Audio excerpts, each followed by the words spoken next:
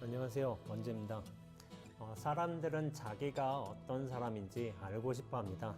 그래서 재미삼아 이제 심리 테스트를 하기도 하고요. 그 결과를 보면서 내가 이런 유형의 사람이었구나 하고서 자기 자신을 곱씹어 보기도 합니다. 그런데 진짜 자기 자신을 알 수 있는 쉬운 방법이 있습니다. 이것은 이제 거울을 보면서 질문하는 겁니다. 너는 도대체 누구니? 라고 질문하는 방법입니다. 이때 중요한 점이 있는데 거울을 보며 자기 자신의 눈동자를 보는 것을 피하지 않는 방식입니다. 그러면 대부분의 사람들은 공포심을 느끼게 되고 거울 속에 나 자신 마주하기를 피하게 되어 있습니다. 제가 말씀드린 것은 그 공포 안으로 들어가 보십시오. 그러면 어쩌면 우리 진정한 자기 자신을 만날 수 있을지도 모릅니다. 제가 이번에 말씀드릴 것은 제 대학생 때 이야기예요. 어떻게 보면 굉장히 좀 부끄러운 이야기이기도 합니다. 근데 제가 대학생 때 학과에서 조교를 한 적이 있어요. 조교는 조교 학과 사무실에서 책상 하나를 받고 따로 이제 지낼 수가 있는데 제 친구 중에 이런 친구가 하나 있었어요. 이제 사람들이 있다 보면 의자에 앉아 있잖아요. 그러면은 뒤로 몰래 다가가서 이제 손을 사람 겨드랑이에 확 넣고서 사람들을 깜짝 이제 놀라키는 거예요. 근데 이제 그게 그 친구는 굉장히 재밌었나 봐요. 그런데 저는 이 놀래킴을 한 두세 번 당하다 보니까 좀 화가 나고 싫대요. 그래서 한 번은 이제 친구한테 정색을 하면서 말했어요. 다시는 이런 장난 치지 않았으면 좋겠다. 그러니까 제 표정은 굉장히 좀 진지했겠고, 그랬겠죠. 그러니까 친구가 하는 대답이 좀 저한테는 굉장히 가관이었어요. 이런 말 한 거예요. 이러다가 사람 치겠네? 라고 한 거예요. 그러니까 저는 가뜩이나 화가 나 있는데 그렇게 반응하는 친구를 보고 속으로 더 끌어오른 거예요. 그러면서 친구가 사과를 해도 모자랄 판에 그렇게 이제 저를 비웃은 거예요. 비웃고서 다시 자리에서 떠나갔습니다. 그런데 이제 그 친구의 약간 저를 놀리는 듯한 말투에서부터 그리고 저의 어떤 굉장히 정당한 요구를 비웃는 듯한 이제 태도에서 저는 며칠 동안 굉장히 심란했습니다. 근데 문제는 그때부터였던 것 같아요. 당시에 저는 잘못은 친구가 저질렀고 저는 잘못이 없다고 생각했는데 정작으로 그 며칠 동안 괴로웠던 것은 저 자신이었습니다. 문제를 일으킨 것도 사과를 하지 않은 것도 저의 정당한 요구를 비웃은 것도 어떻게 보면 친구였어요. 그러니까 모든 잘못은 다 친구에게 있다고 저는 굳게 믿고 있었던 거죠. 근데 앞서 말했다시피 문제는 제가 괴롭다는 것이었어요. 친구는 저한테 장난을 치고 그렇게 어떤 경고를 받았음에도 불구하고 여전히 다른 친구들한테 가서 또 이제 손을 이제 겨드랑이에 싹 넣고 놀래면서 그런 재미를 구하고 있었던 거예요. 왜 내가 괴로운 것일까? 저 친구는 저렇게 항상 즐거운 것일까? 그렇게 한 사흘 정도를 지났던 것 같습니다. 그 정도 되니까 마음이란 게 이제 심란함을 넘어서 굉장히 머리가 부서질 것 같은 이제 고통이 오게 된 거예요. 그러면서 저는 계속 그 사흘 동안 질문하고 있었죠. 왜일까? 왜 잘못한 사람은 괴롭지 않고 잘못이 없는 내가 이렇게도 괴로운 것일까? 라는 질문을 저에게 끊임없이 했던 것이죠. 우리가 흔히 알고 있는 바로 선인상과 악인악과 선한 인연을 심으면 선한 결과가 나오고 악한 인연을 지으면 악한 결과가 나오는데 제가 괴로운 게 저한테는 정말 커다란 의문이었습니다. 근데 이게 두통으로까지 발현이 될 정도로 제가 힘들다 보니까 저는 이 생각을 안 하려고 어떤 식으로 노력을 했던 것 같아요. 근데 수업을 들으면서도 밥을 먹으면서도 버스를 타면서도 또 잠자려고 이제 잠자리에 누우면서도 이 고민이 떠나지 않았던 거예요. 왜 그럴까? 왜 내가 이렇게 괴로워야만 하는 것일까? 이것이 무려 사흘 동안 이어진 것이었죠. 근데 이제 그렇게 사흘 동안 제 혼란스럽고 두통으로 시달릴 무렵에 제 고민과 갈등이 단 한순간 해결이 되면서 머리와 가슴이 환하게 열린 순간이 있었습니다. 그것은 뭐냐면은 제가 단 하나의 문장을 이제 보면서부터였어요. 그 문장은 무척이나 단순한 문장이었어요. 모든 고통은 집착에서 생겨난다. 이 단 한 문장이었어요. 근데 너무 단순한 문장이잖아요. 이미 누구나 알고 있고 이런 사실을. 사실 모든 고통은 집착에서 생겨난다는 이 글귀는 사성제에서 나온 말이요. 고증멸도.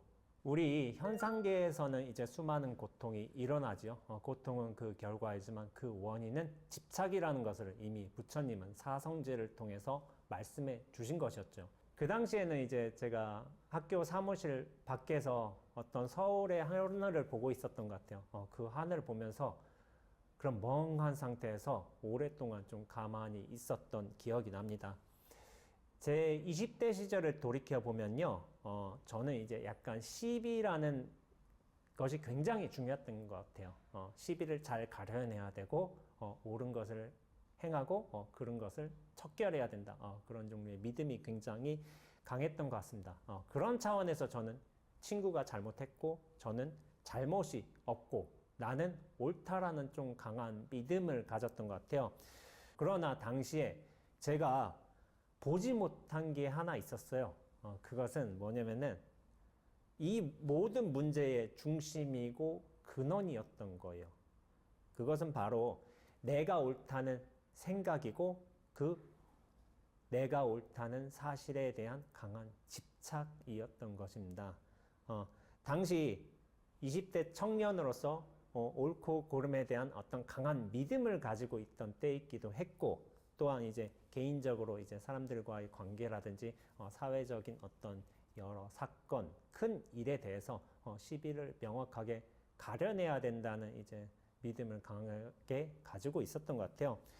옳음에 대한 그런 집착이 강한 이유 때문이었는지 몰라도 저는 좀 그런 일을 그렇게 못 받아들이는 거예요. 저건 잘못했다고 반드시 지적해야만 하는 것이고, 그러다 보니까 어떤 사람들과의 관계가 좀 원만하지 않았고, 또한 이제 어떤 스스로의 마음도 되게 편하지 못했던 것 같아요. 그래서 친구가 생각하기를 항상 진중한 모습이었고, 모든 일에 대해서 좀 까칠하게 대했다라고 말했던 것 같습니다. 그런데 앞서서 친구가 이렇게 뒤에서 깜짝 놀래키는 그러한 경험들을 치르면서 이 단순한 한 문장, 모든 고통은 집착에서 생겨난다는 이 부처님이 아주 간명하고도 확실한 가르침이 저의 삶으로 쑥 들어온 거예요. 그러니까 그때서야 비로소 내가 옳음에 정말로 집착하고 있었구나 라는 사실을 크게 깨달은 것이었습니다. 그리고 이 옳음에 매달린 나라는 중심을 인식하게 된 것이었던 것 같아요.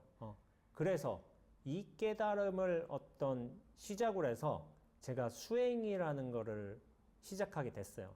당시에 이제 참선과 삶이라는 이제 교과가 있었지만은 그 강의를 들으면서부터 직접 수행하는 것을 한번 경험해 보기도 했고, 이 수행에 뭔가가 있구나. 그러면서 이 수행이 어떻게 보면은 내 인생, 전 인생을 투자할 만한 가치가 있는 일이겠구나 하는 어떤 강한 확신을 얻었던 것 같아요. 그런 수행의 시작에서 이 친구가 저를 괴롭힘, 그러면서 이 고통이 어디에서 오는가에 대한 저 스스로의 성찰이 수행으로 이끌었던 것 같습니다. 여기서 이제 저는 이제 조계종 소위경전인 이제 금강경의 한 구절을 한번 말씀드려보고 싶습니다. 제 6분 정신희흡은 바른 믿음은 희유하다는 분인데요. 수보리여 열에는 이러한 중생들이 이와 같이 한량없는 복덕을 얻음을 다 알고 다 본다. 왜냐하면 이러한 중생들은 다시는 아상이나 인상, 중생상, 수자상도 없으며 법이라는 상도 갖지 않으며 법이 아니라는 상도 짓지 않기 때문이다. 왜냐하면 이러한 중생들이 마음에 상을 취하면 아상, 인상, 중생상, 수자상에 집착하는 것이고 만약에 법이라는 상을 취해도 아상, 인상, 중생상, 수자상에 집착하는 것이고 또한 법이 아니라는 상을 취하지 않아도 또한 아산, 인상, 중생상, 수자상에 집착하는 것이니라. 그러므로 법에 집착해서도 안 되거늘 하물며 법 아닌 것에 집착해서야 되겠는가. 이런 뜻으로 열애께서 항상 말씀하시되 너희 비구들은 내가 설한 법이 뗏목의 비와 같다고 알아라. 저는 당시에 금강경 강독을 수업으로서 듣고 있었어요. 그러면서 이 구절이 또한 눈에 들어오기도 했습니다. 또한 마음속에 깊게 박히기도 했죠. 여기에서 제가 가장 중요하게 생각하는 구절이 있습니다. 그것은 법상응사 하왕비법. 법에 집착해서도 안 되거늘 하물며 법 아닌 것을 집착해서야 되겠는가. 저는 이 가르침이 정말로 크게 와닿았던 것 같아요. 수행자로서 당연히 그런 것은 생각하지도 않고 또한 행하지도 않아야 합니다. 불자로서 이제 악업을 짓지 않고 또한 이제 삼독심에 취하지 않는 것이 어떻게 보면 당연한 일이죠. 그렇다면 오로지 선업만 쌓고 또한 육바라밀을 행하는 그것만이 옳은 것인가? 라고 할 적에 저는 그런 이제 선행을 짓고 육바라밀을 행하는 것이 당연히 옳다고 말하고 있습니다. 선행을 기르고 또한 육바라밀을 행하는 것이 도나 법이 속성이나 모습과 유사하기 때문입니다. 그렇다면 이제 악한 생각을 하고 또한 악업을 짓는 사람들은 절대로 깨달을 수도 없고 부처님과 같이 생사로부터 해탈할 수 없을까요? 저는 그렇게 보지 않고 있습니다. 그러한 예로서 저는 앙굴리말라를 말하고 싶어요. 앙굴리말라는 사실은 경전에 등장하는 유명한 살인자였죠. 1000명에 가까운 사람들을 살해한 유명한 살인자입니다. 그런데 앙굴리말라는 원래는 살인자는 아니었어요. 어떤 다른 외도로부터 가르침을 받고 수행을 열심히 한 수행자였죠. 그러나 어떤 오해로부터 시작이 되어서 스승에게 잘못 가르침을 받았어요. 스승이 너가 깨달을 수 있는 생사로부터 해탈할 수 있는 방법이 있는데 그것은 1000명의 사람을 죽여야만 한다 라는 이제 잘못된 가르침을 받고 이를 순수하게 믿고 따르다 보니까 그만 살인자가 된 것이었습니다. 부처님은 이를 아셨어요. 이 앙굴리말라의 살인 악행을 막기 위해 스스로 1000번째 희생자로 나선 것이었죠. 그러나 부처님의 가르침을 받고 앙굴리말라는 결국에 이제 살인을 멈추게 됩니다. 그러면서 자기 스스로 깨달음의 길로 가게 되죠. 그러나 사람을 죽인 인연을 지었기 때문에 그 결과로서 자기 자신도 사람들로부터 돌에 맞아 죽게 됩니다. 그러나 앙굴리말라는 깨달은 사람으로서 인과의 법을 잘 알았기 때문에 그 법에 집착함이 없으면서도 그런 인과를 잘 수용하게 된 것입니다. 앙굴리말라는 무려 1000명에 가까운 사람들을 죽이는 악행을 저질렀죠. 그러나 곧장 마음을 돌이켜서 깨달을 수 있었습니다. 물론 극히 예외적인 경우라고 볼 수 있습니다. 그러나 선과 악에 대한 너무 견고한 분별심을 갖춘 사람들을 위해서 이런 앙굴리말라의 사례가 경전에 나타나지 않았나 생각하고 있습니다. 선업을 쌓고 육바라밀을 행하는 것이 도의 근본 속성이나 모습과 가깝습니다. 저는 그렇다고 해서 자신에게 일어나는 삼독심을 증오한다거나 또는 악행하는 사람을 미워하는 게 도의 모습인 것 같지는 않습니다. 부처님 같은 경우도 그 살인을 저지른 앙굴리말라를 미워한다기보다는 그 순수한 수행심을 아셨기 때문에 측은한 마음에서 그리고 앙굴리말라를 제대로 살려내려는 그 자비심으로 그렇게 당신 스스로 1000번째 희생자가 됨을 꺼려하지 않으셨던 거죠. 생각의 옳고 그름의 여부, 또 행동의 유무 여부는 여전히 중요합니다. 그런데 저는 집착 없이 생각을 바르게 하고 또한 집착 없이 행동하는 것이 훨씬 중요한 것 같습니다. 진정한 의미에서 육바람이며 이제 자비며 지혜는 머무름 없이 흐르는 것이지 무엇인가를 집착하면서 견고하게 쥐고 있을 때 나타나는 것이 아닙니다. 금강경에서 가장 중요한 억구로 보고 있는 것이 제가 응무소주 이생기심인데요. 머무름 없이 그 마음이 난다 라는 이 구절도 사실은 집착 없이 흐른다, 머무름 없이 행한다, 이 중요한 가르침을 설해주고 있는 것 같습니다.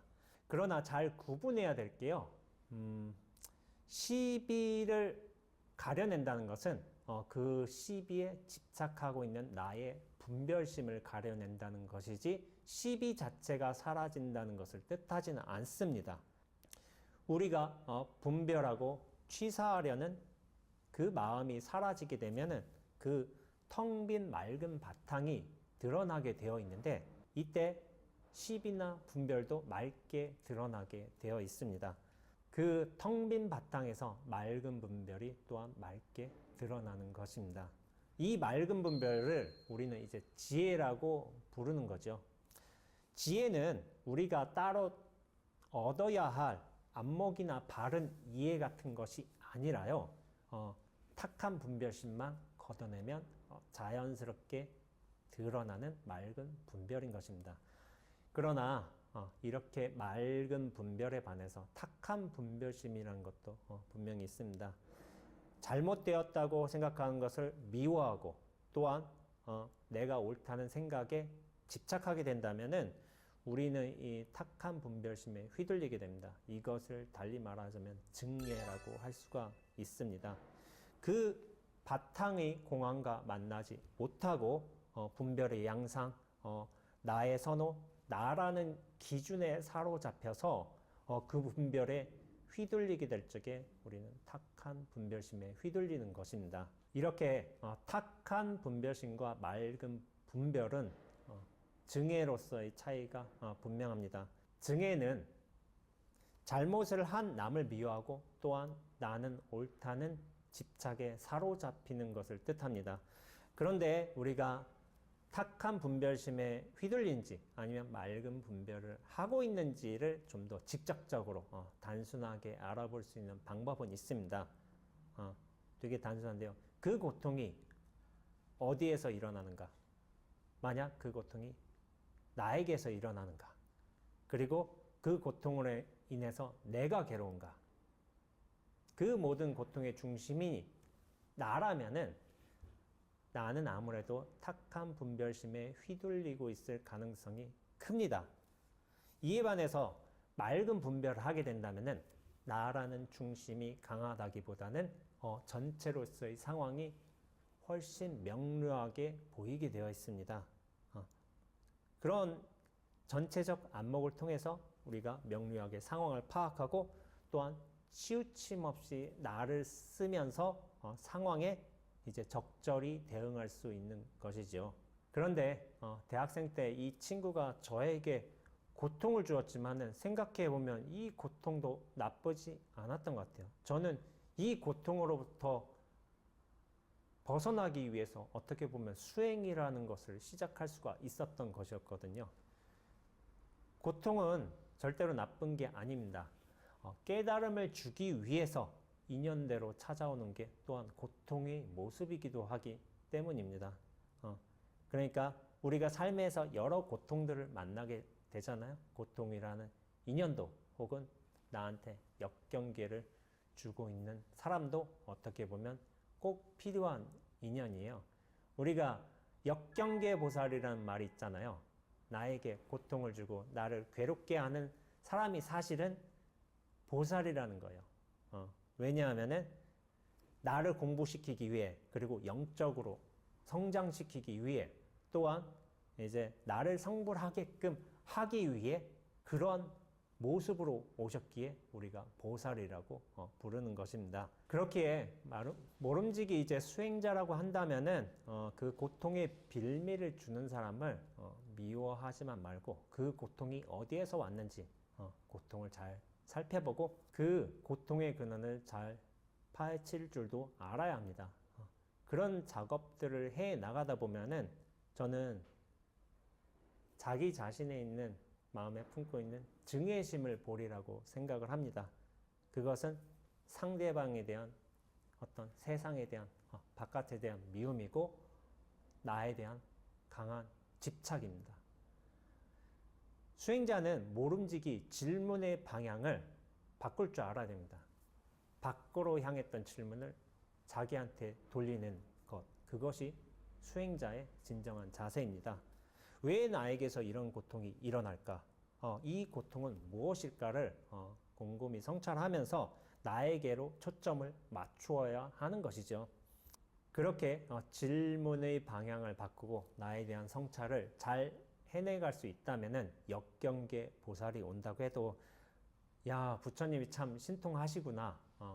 이 보잘것없는 나 하나를 깨우치기 위해 저런 역경계 보살로도 놔두시는 게 부처님이구나 하고 스스로 감탄할 수도 있습니다. 지금의 수행을 하고 있는 입장에서 많은 분들이 저는 고통도 없고 뭐 고통을 치러낸 적도 없는 것 같다는 생각을 하시는 분들이 좀 계신 것 같기도 해요. 그러니까 저 원재라는 스님은 세계일주도 하고 뭐 책도 내고 강연도 하고 좀 즐겁게 사는 것 같다는 생각을 하시는 분들이 조금 있기도 했어요. 그러나 저는 20대 때 굉장히 괴로웠어요. 그러니까 저 스스로를 굉장히 미워했고 다른 사람들과의 관계도 원만치 않았고 까칠하고 항상 심각하고 그런 사람이었던 것 같아요. 그래서 제 20대로 돌이켜보면 이 고통에서 벗어나려고 안간 몸부림을 치던 때로만 기억이 됩니다. 그러나 지금은 절에서 수행을 해서 그런지 그리고 부처님의 가르침을 받아서 좀 마음이 편안해진 이유 때문인지 몰라도 고통이란 게 그 20대의 고통이란 게 나를 깨닫게 하기 위해서 그렇게 인연따라 찾아온 것이구나라는 이제 성찰을 하게 됩니다. 이렇게 보기 때문에 그 과거에 저를 그토록 괴롭혔던 저에게 장난질을 쳤고 저를 이제 심한 두통과 고열에 시달리게 했던 그 친구가 어쩌면 저의 진정한 선지식이고 또한 역경계 보살인 것 같습니다. 선지식은 그렇게 우리가 전혀 예상치 못한 모습으로 우리 주변에 가까이 있었던 것이죠. 그렇게 가까이 있는 선지식을 찾아뵙고 또한 부처님을 아련하기 위해서는 중요한 게 있습니다. 그 모든 물음을 나에게로 돌리는 것이죠. 나에게 집중하고 나의 마음을 관찰하고 그 근원을 성찰하는 것, 이것이 수행자의 자세입니다. 그리하여 이제 곧장 나의 마음으로 돌이킬 수 있다면 그때의 선지식은 자기 자신일 수도 있습니다. 부처님은 이러한 유언을 남기셨죠. 자등명, 법등명. 스스로 마음의 등불을 밝히면 법의 등불도 자연스럽게 밝혀지는 것입니다. 수행자로서 질문의 방향을 바꾸어 바깥으로 치달리던 그 모든 관심과 집중을 나에게로 돌리고 나의 마음을 그 근원을 철저히 밝혀낸다면은 나의 마음이 무한히 확장되어 이 세계를 비추어내는 것이라고 믿고 있습니다. 우리는 어떤 문제가 발생하면 이를 빨리 해결하기를 원합니다. 그 문제가 끝나야지 나의 고통도 사라진다고 믿고 있는 것이지요. 때로는 고통스럽지만 시간을 필요로 하는 일들도 또한 있습니다. 지금 내 마음을 고통스럽게 하는 것이 문제인지 아니면 그것을 계속 떠올리는 나 자신이 문제인지 내 마음부터 점검해 보셨으면 좋겠습니다. 그럼 우리 적당히 건강하고 적당히 행복합시다. 원재였습니다.